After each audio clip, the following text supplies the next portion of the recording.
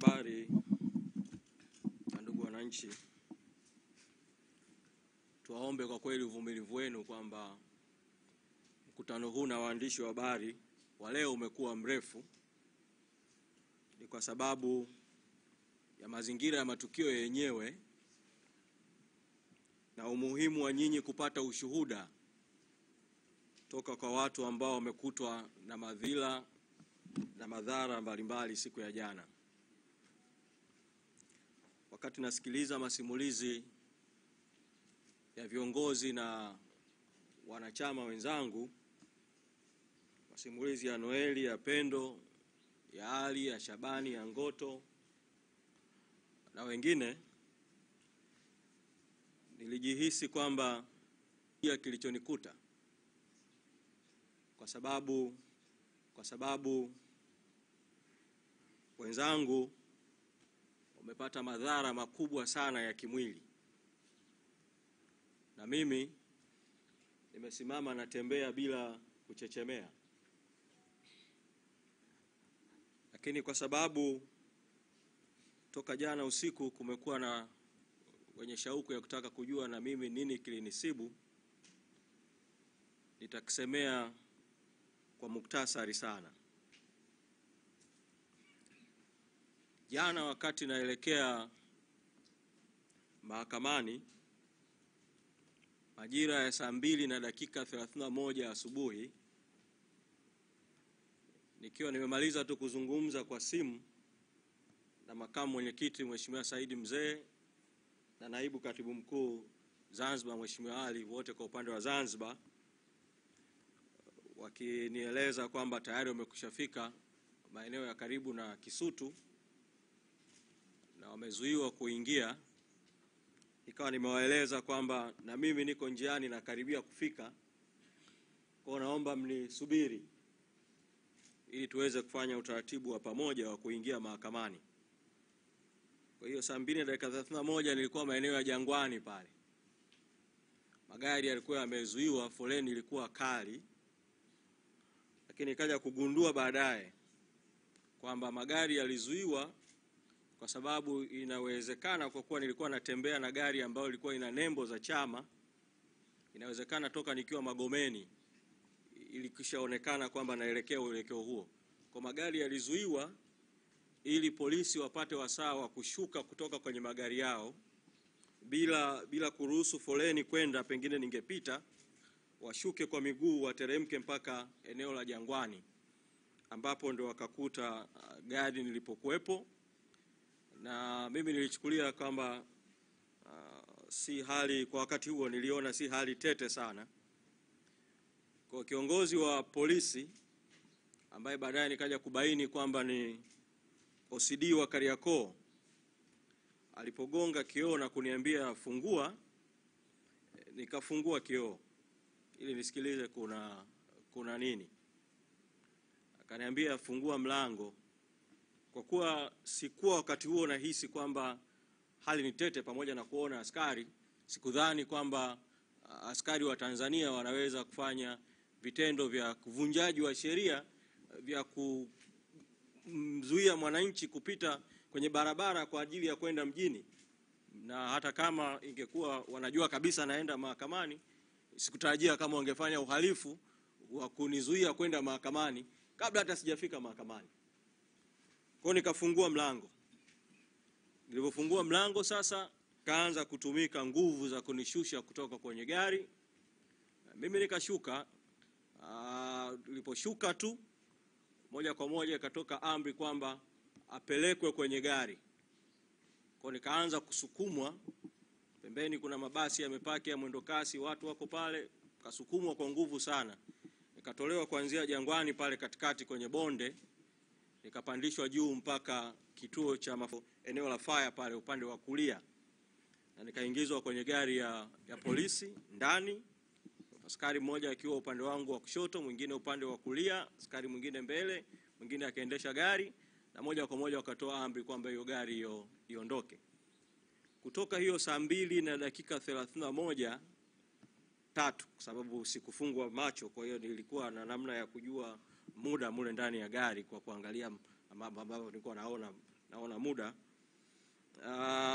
Wakanipeleka kwanza Kariakoo, Karume pale mbele ya ofisi ya mkuu wa mkoa. Wakaificha ile gari iliyokuepo kwa sababu walihisi kwamba pamoja na kuwa ina tinted, lakini tinted ilikuwa faint, hawakutaka ionekane kwamba nipo. Wakaiweka katikati ya gari zao nyingine, na wakasema kwamba wamepokea maelekezo kwamba inabidi nipelekwe Mbweni. Kwa tukaanza safari ya kwenda Mbweni.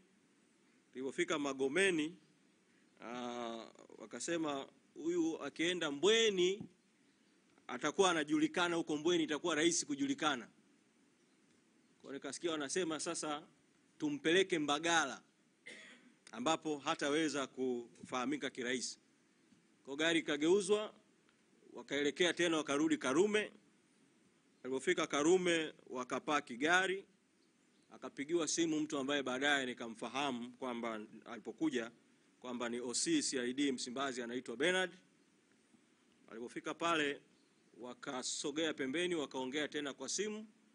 Alafu baadaye wakaja wakasema kwamba wamepewa maelekezo kuwa nipelekwe kituo cha polisi Oysterbay. Kwa safari ikageuka sasa ya kwenda kituo cha polisi Oysterbay.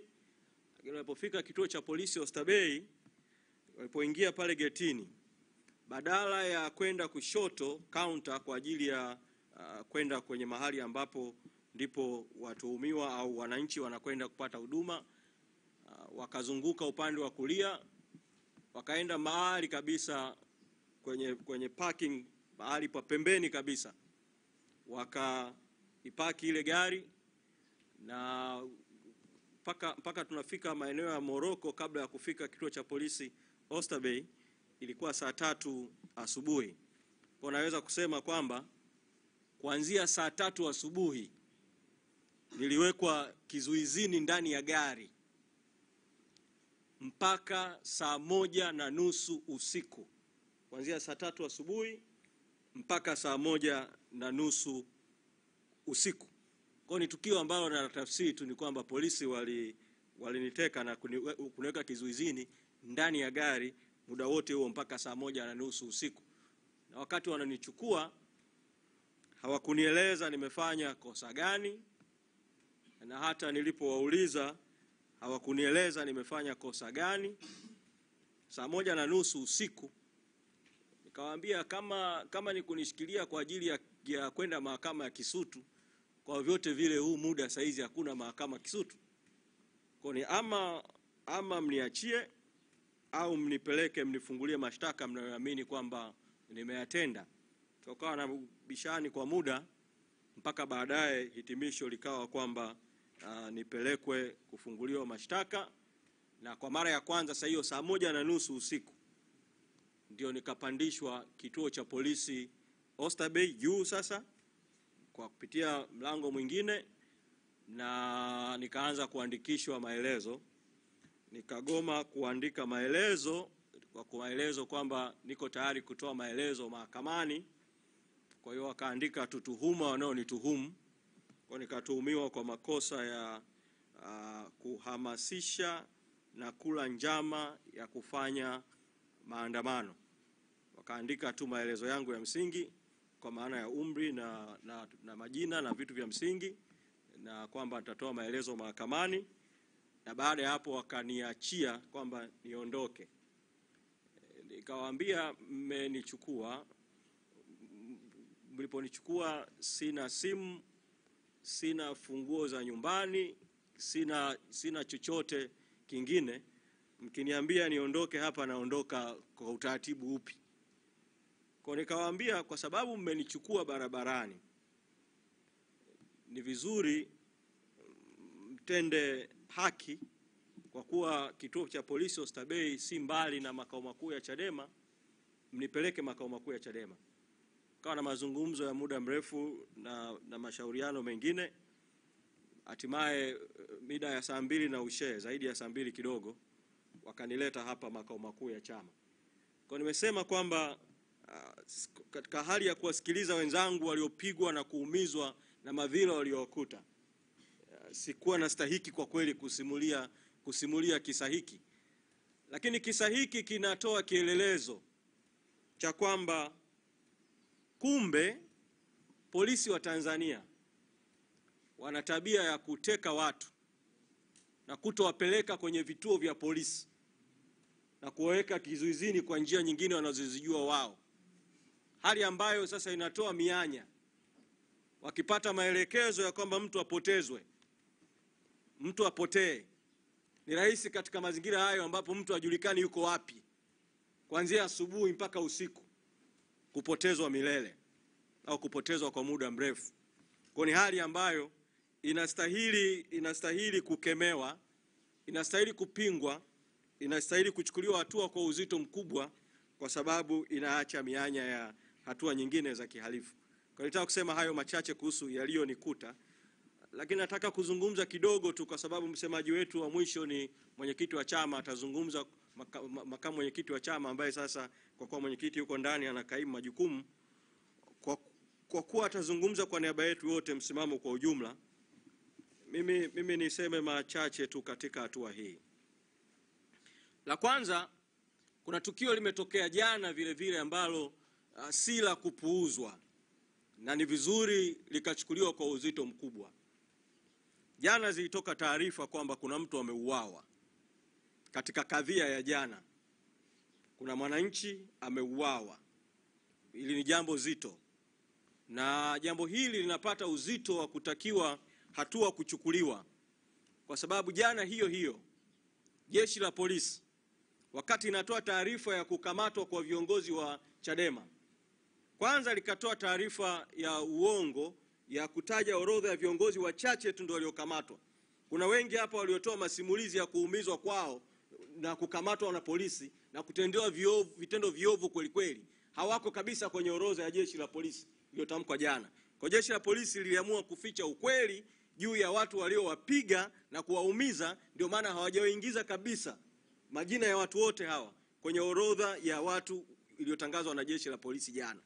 Lakini katika taarifa hiyo ya jeshi la polisi wametaja kwamba wameokota mwili wa mtu mwanaume Coco Beach.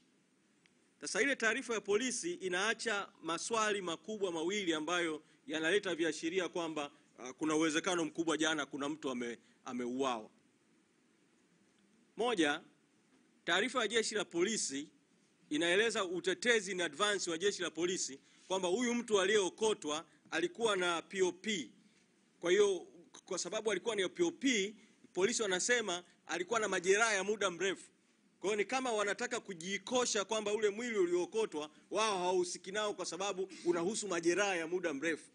Hii taarifa inaacha maswali given maelezo ya Kirita ambaye ametoa ushuhuda hapa kwamba jana aliteswa na alitakiwa afanywe vitendo viovu sana, alafu akapelekwa Coco Beach. Kama kuna mtu jana alipelekwa Coco Beach akiwa hai, hii inaacha maswali kwamba inawezekana vile vile circumstantial huyo marehemu aliyeokotwa Coco Beach jana ana uhusiano na tukio la jana. Pili, circumstantial, jeshi la polisi katika taarifa yake inasema kwamba mtu ameokotwa Coco Beach, ila linasema halijampeleka mochwari ya Mwananyamala kwa sababu mochwari imejaa.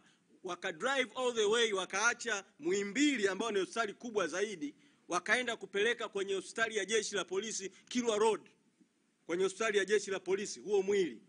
Hiyo inaleta maswali vile vile kwamba kupeleka mwili kwenye hospitali ya jeshi la polisi, mwili ambao umepatikana katika hali ya utata kama huo, inaleta maswali ya ziada. Mimi nina uzoefu kwenye tukio la mauaji ya Ali Kibao. Kulikuwa na mvutano mkubwa, polisi wakitaka mwili upelekwe hospitali ya Kilwa Road ambapo wanaweza kuwa na control ya uchunguzi wa mwili na mambo mengine kama hayo. Kwa sababu hiyo, nitumie fursa hii kutaka Tume ya Haki za Binadamu na Utawala Bora na vyombo vinavyohusika na haki na vyombo vinavyohusika na uchunguzi wa vifo vyenye utata kuchunguza kuhusiana na madai ya uwepo wa tukio la mtu kuuawa siku ya jana. Mambo mawili tu ya mwisho. Matukio haya kwa pattern yake, pamoja na kuwa mzigo wote wa lawama unaliendea jeshi la polisi, kwa sababu jeshi la polisi na vyombo vyake ndilo ambalo lilikuwa mstari wa mbele siku ya jana kwenye kamata, kwenye vipigo, kwenye matukio yote. Lakini ukiyatazama kiundani matukio ya jana, kwa vyovyote vile hayakufanywa kwa amri na mamlaka ya jeshi la polisi peke yake.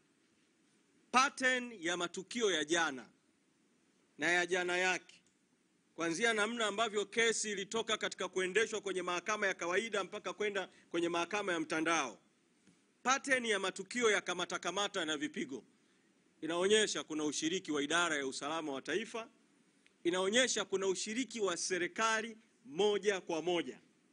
Kwa ni waombe wa Tanzania, chuki, hasira, uchungu juu ya haya yote ambayo tumetendewa na wananchi wametendewa na umma umetendewa, hasira zote hizi na chuki zote na uchungu na hatua mbalimbali zielekezwe dhidi ya serikali nzima inayoongozwa na Rais Samia Suluhu Hassan. Haiwezekani matukio yakafanyika katika taifa yanayohusu wafuasi, wanachama, viongozi wakuu wa chama kikuu cha upinzani, rais asiwe anafahamu au kuhusika katika hili jambo lote. Kwa hiyo hatua zote vile vile zielekezwe kwenye uwajibikaji wa serikali kwa ujumla wake. Katika tukio la hili la U-turn ambalo naomba na lenyewe nilisemee kwa kauli kidogo.